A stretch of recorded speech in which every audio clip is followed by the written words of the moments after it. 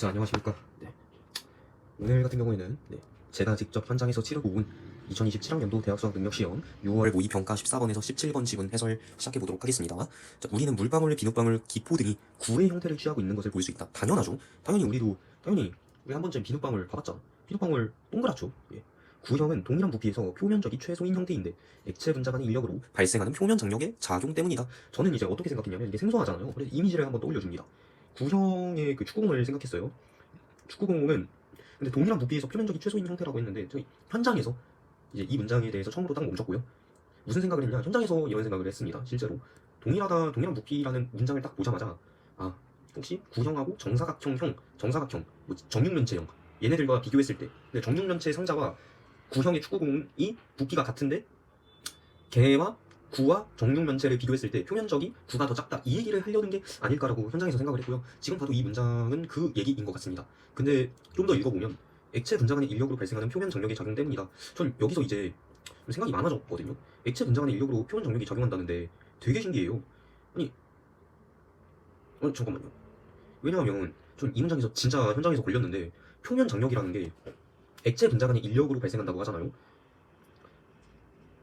근데 봐봐요.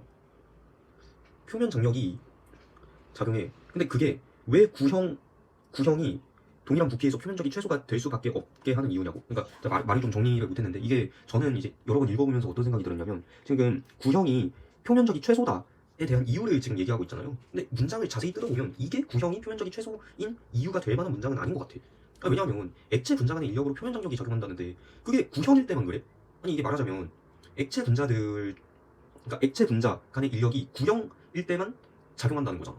아니 왜냐면 앞 문장에서 구형은 동일한 부피에서 표면적이 최소다. 즉 구형이 왜 이런지에 대해서 이 문장이 설명하고 있잖아. 근데 구형에는 액체 분자 간의 인력으로 발생하는 표면 장력이 작용한다라고 생각하는 게 자연스러운데 그거는 좀 이상해. 아니 그럼 정사각형형 안에서는 액체 분자 간의 인력이 작용하지 않는 거야? 좀 이상한데요. 이 문장이 걸렸는데 수능 시험 때는 저는 그냥 이거를 그럴 수 있겠구나 했어요. 왜냐면 이 문장이 안 나올 수도 있잖아 문제에서. 너무 오래 끄는 것보다 일단 혼자서 분석할 때는 이 정도 생각을 했습니다.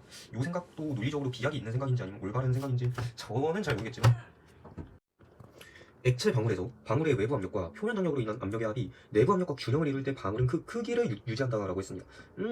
전 여기서 바로 당연하지라는 생각을 현장 때 했습니다. 당연하지. 아니 왜냐하면 외부 압력은 딱 봐도 뭐야? 액체 방울에서 액체 방울 바깥쪽 힘이 액체 방울한테 작용시키는 힘이잖아. 바깥에서 액체 방울에게 가해지는 힘이 외부 압력이다 라고 생각을 했고요. 표면 장력도 그렇지 않을까? 왜냐면 장력이 끌 장자, 즉 끌 장자가 몰라 아무튼 끄는 힘이잖아요. 근데 보면 액체 분자 간의 인력이라고 했으니까 액체 분자끼리 서로를 끌어당긴다. 그럼 액체 분자는 서로 끌어당긴다는 것은 이제 이렇게 묘사를 해보자면 액체 분자가 여기 이렇게 있을 때 액체 분자가 이렇게 끌어당긴다는 거잖아. 그러니까 뭔가 안쪽으로 바깥에서 안쪽으로 이렇게 당기는 그런 느낌이지 않을까라고 생각을 했고 내부 압력은 여기서 이렇게 바깥쪽으로 미는 그런 힘이지 않을까라고 생각을 했어요. 근데 균형을 이뤄야 크기를 유지하겠죠. 균형이 없이 얘가 더 크다면 더 줄어들거나 그러겠죠. 이때 내부 압력은 액체 방울을 팽창시키는 힘으로 작용하고 외부 압력과 표면 장력으로 인한 압력은 액체 방울을 수축시키는 힘으로 작용한다. 저는 이제 여기를 당연하다고 생각했습니다. 넘어갈게요. 요거는 진짜 너무 당연해서 아까 묘사한 것만 봐도 묘사한 거 그대로 나타나 있다고 생각해서 이들 간의 관계는 라플라스식으로 표현할 수 있다. 전 여기서 멈췄습니다. 개생소하거든요. 라플라스식으로 표현할 수 있다. 그럼 어떻게 표현되는 거지? 궁금해야죠. 액체 방울의 내부 압력과 외부 압력의 차이는 구형의 액체 방울에서 표면 장력에 정비례하고 액체 방울의 반지름에 반비례한다. 궁금해했습니다. 근데 난 여기서 이런 생각이 들었거든요. 액체 방울의 내부 압력과 외부 압력의 차이는 표면 장력 아니야? 표면 장력으로 인한 압력이죠, 정확히. 표면 장력에 정비례하겠고 당연히. 근데 이 문장이 좀 거슬렸거든요. 액체 방울의 반지름에 반비례한다. 액체 방울의 반지름과 이 내부 외부 차이가 어떤 관계를 가지고 있는가? 저 좀 생각을 한 10초 정도 해봤거든요, 현장에서. 진짜로, 찐으로. 근데 답이 안 나오는 거예요. 그냥 넘어갔어요. 이 사실만 기억하고 갔는데 분석할 때는 어떻게 했냐?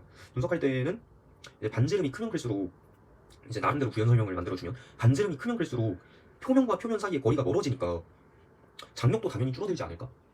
그렇게 생각했어요. 우리 그 전기력, 제가 물리를 좀 했어가지고 전기력 공식이 전기력은 서로 인력인데 두 점전화 사이의 거리가 가장 가까울 때 전기력이 크고 두 점전화 사이의 거리가 좀 이제 멀 때 그때는 전기력이 최소죠. 그 의미로 이제 분석할 때 생각을 해봤습니다. 자, 저를 애매겼던 문단입니다. 빠르게 설명해 보도록 할게요. 시간이 없어서. 라플라스식은 사람이 호흡할 때 폐포에 작용하는 압력과 표면 장력 사이의 관계를 설명할 때도 유용하다. 저는 이제 이런 생각이 들었죠. 어떻게 유용한데? 호흡할 때 폐포에 작용하는 압력과 이 관계를 설명할 때도 유용하다? 그럼 폐포에 어떤 성질이 있고 폐포와 이 폐포에 작용하는 압력과 얘네 힘 사이의 관계를 어떻게 라플라스식을 통해서 설명할 수 있지? 궁금해 하고요. 폐포에는 내부 압력과 외부 공기 압력의 차이로 인해서 공기가 드나든다고 합니다. 무슨 말이죠? 무슨 말이죠? 저 여기서 진짜 너무 힘을 많이 썼거든요. 이거 왜 그런 거냐면 외부 압력의 차이로 인해서 공기가 드나든다는 게 무슨 일단은 상황은 그려지는데 왜 그런지 납득을 못했습니다. 근데 저는 이제 이렇게 생각하거든요. 외부 공기의 압력은 이제 쉽게 말해서 그거잖아요. 대기압. 공기 분자가 이렇게 있다고 했을 때 공기 분자가 저를 이렇게 누르죠. 공기 분자가 이렇게 움직이면서 그 누르는 공기 분자가 저를 누르는 힘이 인체 외부 공기의 압력이라고 생각을 했고요. 내부 압력은 이제 폐포로 따지면 폐포를 바깥으로 미는 힘, 얘를 뭐 내부 압력이라고 생각을 할 수 있을 것 같아요. 그 차이로 인해서 공기가 드나든다고 하는데 생각해보면 대기압이 너무 세면 이쪽으로 공기가 들어오지 않을까, 그래야 밸런스가 맞지 않을까, 이 정도로 생각을 해봤습니다. 지문에서 이거에 대한 설명이 없어서 부연 설명을 좀 만들어봤습니다.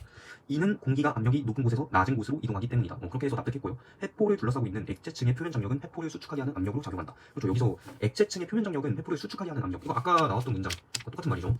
그런데 지질과 단백질로 구성된 계면 활성제가 분비되어서 액체층의 표면 장력을 낮춘다. 이에 따라 폐포의 확장이 쉬워진다고 합니다. 아니, 이 문장도 진짜 이해가 안 됐어요. 근데 보면 확장이 쉬워진다는데 잘 생각해보면 확장이 쉬워진다는 건 내부 압력이 커질 가능성이 높다라고 해석을 했고요. 그 말은, 근데 저는 이제 여기서 의문이 들었죠. 아니, 표면 장력, 내부 압력이 훨씬 큰 거 아니냐? 그러면 내부 압력이 더 크니까 당연히 항상 내부 압력이 더 크잖아요.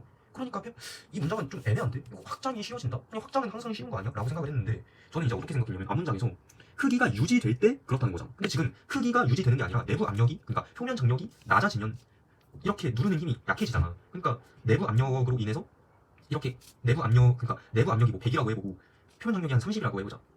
근데 표면 장력이 10으로 줄어들었어. 그럼 내부 압력이 갑자기 확 늘어나는 거야. 오케이? 그래서 그러니까 내부 압력으로 인한 효과가 90이 되는 거지. 그래서 훨씬 기존에는 이렇게 있다가 갑자기 확장하고 확장이 잘 되고 뭐 이런 의미지 않을까라고 생각을 했습니다. 라플라스식은 두 기포가 합쳐지는 경우를 이해하는 데도 도움이 된다.